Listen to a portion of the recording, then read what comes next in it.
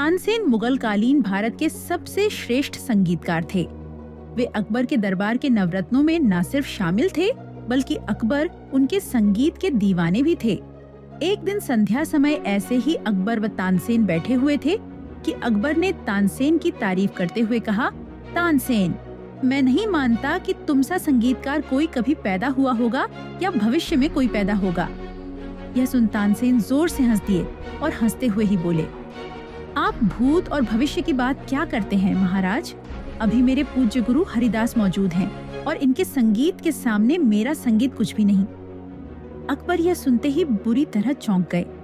उन्होंने दृढ़ता पूर्वक कहा, यह तो हो ही नहीं सकता, शायद तुम्हारे गुरु हैं, इसीलिए तुम्हें ऐसा लग रहा है।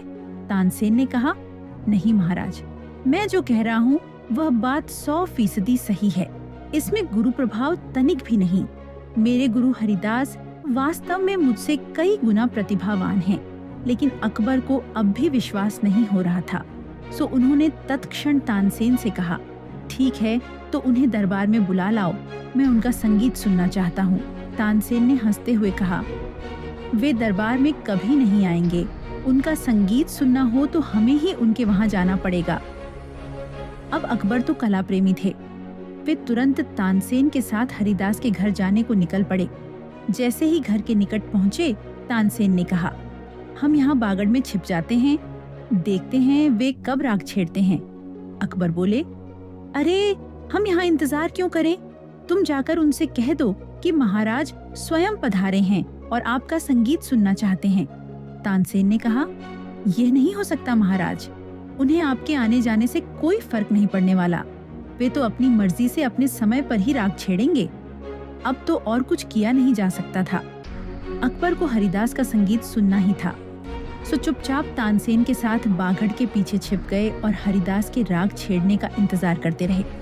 उधर मध्यरात्रि को हरिदास ने आलाप छेड़ा और छेड़ा तो ऐसा छेड़ा कि अकबर स्तब्ध रह गए।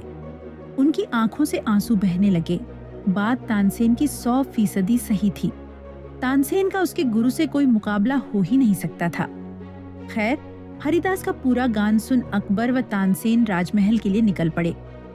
रास्ते में अकबर ने तानसेन से पूछा, तुम ऐसा क्यों नहीं गा सकते? प्रयास करो, दुनिया में क्या असंभव है? तानसेन ने कहा, यह कभी नहीं हो सकता। अकबर ने चौंकते हुए पूछा, क्यों?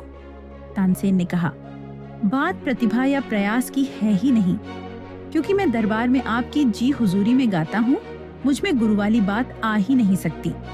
मनुष्य जो कार्य अपनी मस्ती में और सिर्फ अपने लिए करता है, उसकी बात ही अलग होती है। यह अक्सर देखा गया है कि व्यक्ति प्रतिभावान भी हो, प्रयास भी कर रहा हो, पर बात नहीं बनती। क्यों? क्योंकि मनुष्य अपनी प्रतिभा का उपयोग अक्सर दूसरों पर रुआब झाड़ने हेतु करता है या दूसरों की जी हुजूरी में अपनी प्रतिभा का गला घोंट देता है। मनुष्य प्रयास भी सम्मान व समृद्धि पाने हेतु ही करता है, लेकिन वह भूल जाता है कि इन सब चक्करों में उसकी वास्तविक प्रतिभा ढंक जाती है। यह ध्यान रख लेना कि जिन्होंने भी ऐतिहासिक सफलता पाई है, उन्होंने अपनी प्रतिभा अपनी मस्ती हेतु अपने पे ही निछावर करके पाई है, और इस कारण उनकी प्रतिभा कुछ ऐसी निखरी है कि पूरे विश्व ने उनकी प्रतिभा को सलाम किया है। सो आप में प्रतिभा है तो डूब जाओ, उसी का आनंद लो, उसमें झूमो।